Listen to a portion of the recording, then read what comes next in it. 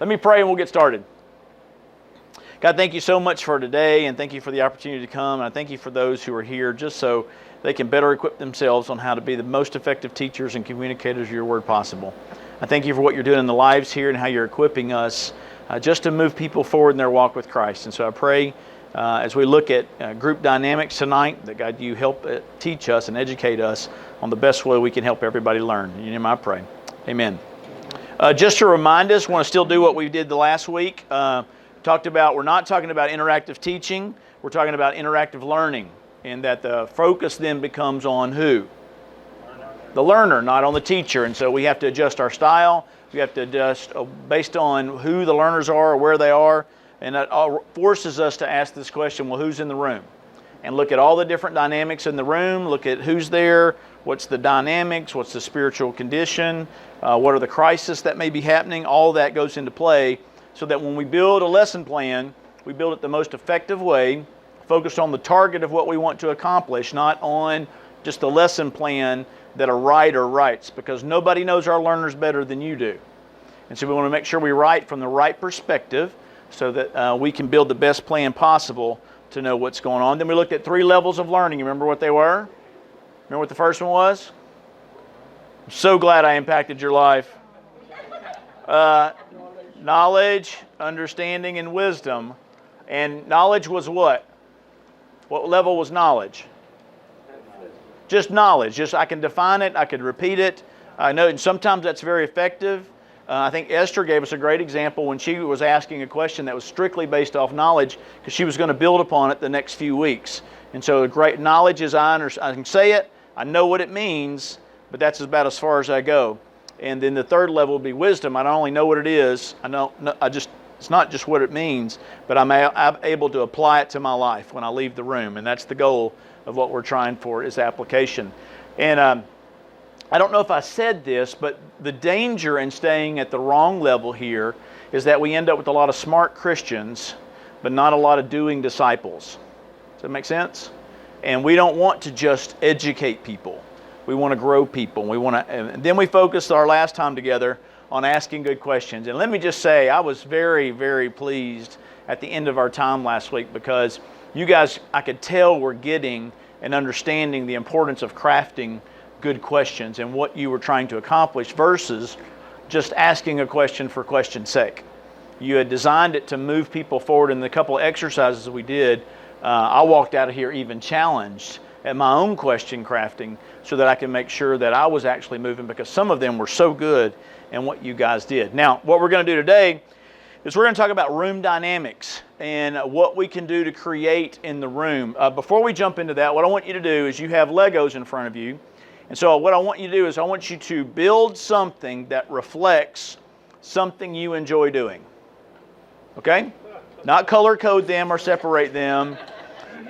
Build something that reflects what you enjoy doing. If that's biking, or if you like to paint, if you like whatever, just something that communicates what you like to do. And then I want you to, after everybody's finished, I want everybody to share it at your table, okay? So you guys go ahead and y'all do that, and I'll try to get some music going.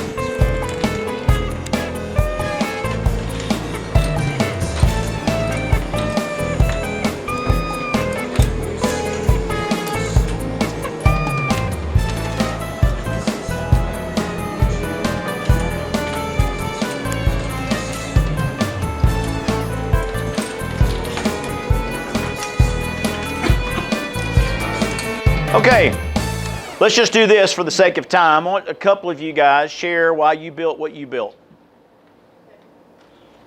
Who wants to go? Go ahead. Piano. You built a piano. Okay, that's cool. Like to play piano? That's cool. I like that. Somebody else? And a bicycle. A bicycle? Like to ride? Sure. That's right. Somebody else? Supposed to be an airplane, like to travel. Like to travel. Yeah. Good. I like that. Let me ask you this. What did you think when you came in the room? Thought I was in the wrong place. Thought you were in the wrong place? Thought this was a preschool class? What? You thought team building? You thought something's going to be different today? It's going to be fun, I heard some of you say. Mike was pretty funny. Mike, this is a footnote. This is free advice for you. Be careful how creative you are. You may get stuck teaching a class because you're too creative. Does that make sense? I used to do this. This was an exercise we did in LG Connect, which was a way to get people connected to life groups. And so we started with Legos, we did Play-Doh, and we did all kinds of different things just to be fun and break down some of the walls. And everybody, not everybody, but the reason I have the class I have today is because they kept coming back to say, we just want to be in your class. And I said, I don't have a class. Well, we want you to teach a class. And so you get stuck. But no, all that to say, this created a dynamic when people started. Remember when we started talking about learner readiness? Mike said, I even knew what you were doing and my mind was still spinning. Because when we do something different in a room, when we create a different dynamic in the room, it causes learning to start. What was very interesting, I didn't have to say a word and you started building. You sat down and started doing stuff automatically. Well, if depending on where I was going with the lesson, that may have fit right on in. Maybe it was something I wanted you to do, but it could have been a little risky, but this kind of what the play does reduces the level of risk and intimacy in the room because you're sitting there talking. Also, if one of our goals in a life group was to create community, we don't know each other very well, this is a good exercise where people can talk back and forth while they're building something. What are you building? Did anybody see a tire? I need a tire. I'm building a bike. Or do you like to ride? Yeah, I like to ride. Where do you ride? I'm on the West Orange Trail. I'm on the West Orange Trail. We ride out there.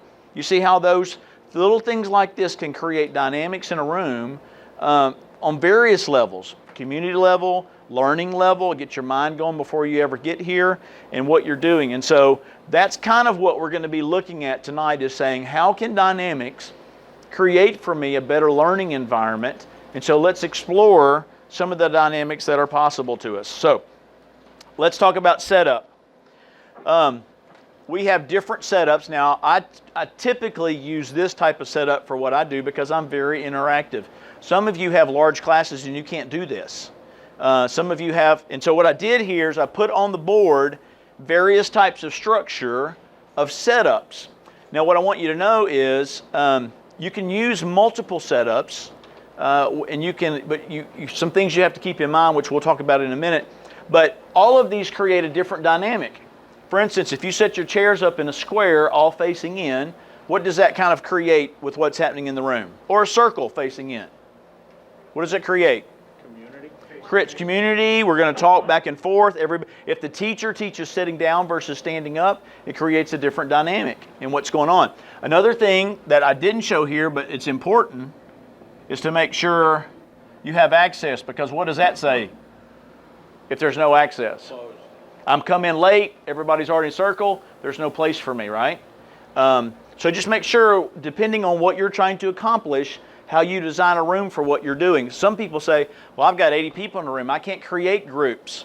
Well, there are ways to create multiple. You can have circles of 5 chairs if your room's big enough. For instance, you may have a room designed for 80 but only have 40 people in it. Well, use all the real estate that's there based in your setup for what you're trying to accomplish. This would be chairs facing each other. If you walked in here and I had all the chairs on this side facing this way and all the chairs facing this way, what would you start thinking? Junior high dance. Junior high dance. That's great, huh? 2 teams. 2 teams. Us against them. Debate even, or those kind of, or if it said girls on this side of the room and guys on this side of the room, you start, oh, we're talking about relationships, we're talking about something. But the room setup begins to create a dynamic so you can create a better learning environment. See how that works? So this would be 2 groups open, but they may be a little further apart because they're going to work as a group, and they're going to work as a group, and then we're going to hear from everybody. This would be 2 groups facing away from each other, just to create some suspicion. What are we doing? You go in here and there's 2 chairs, but all of them are facing this way. Just creates a little dynamic where you go, what's going to happen today? You feel like you're going to do Around the World. Remember the game used to, what was that game called? Musical chairs. You know, that's what I would think if I walked in and saw 2, we're going to play musical chairs and I'm about to throw down on somebody because I'm going to win my musical chairs, right? And this would be like half circles, just groups of chairs so they can have some interaction, but it's not completely closed groups like this is in multiple in a room. All this to say, you can be as creative as you want.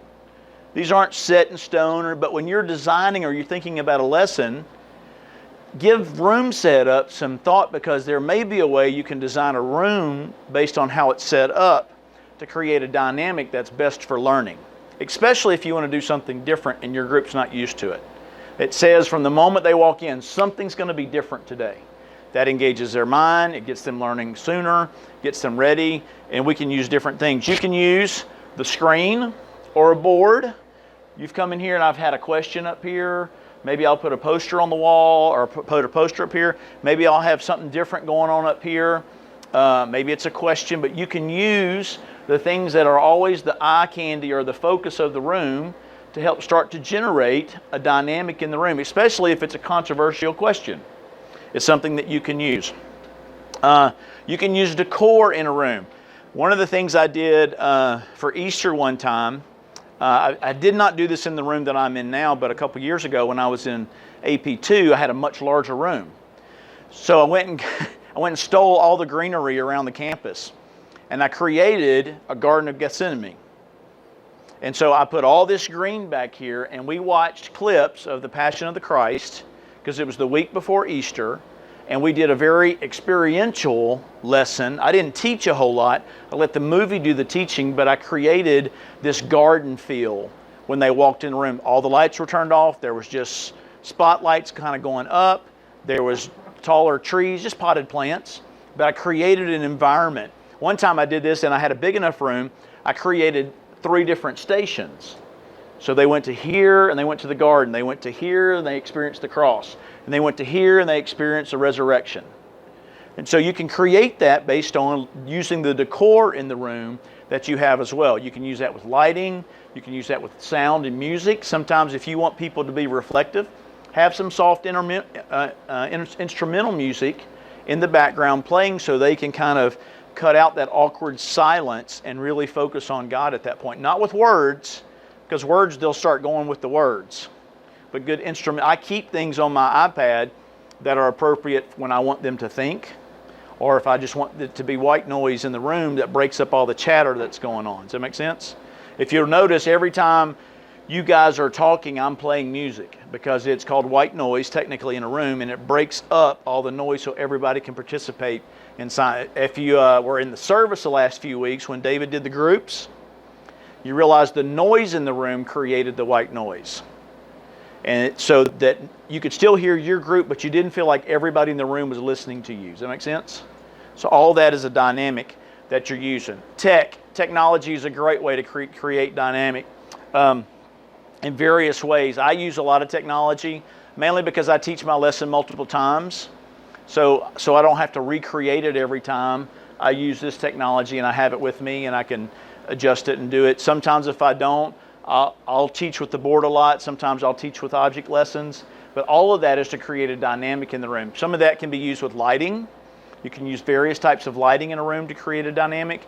You can have multiple TVs if you're really into tech. It's also a great way to incorporate, if you're not tech savvy, somebody in your room probably is. And it's a great way to engage them. And they'll show up. If you got some decorator type people in your room where they would say, hey, in 3 weeks, I need this, and release them, and you'll show up and you'll go, wow, I had no idea. You can refine people on your team to do that. It's a great way to involve them in the learning process and to get them engaged in everything that's going on. So multiple ways physically to use the room, okay? So let's talk about some other things.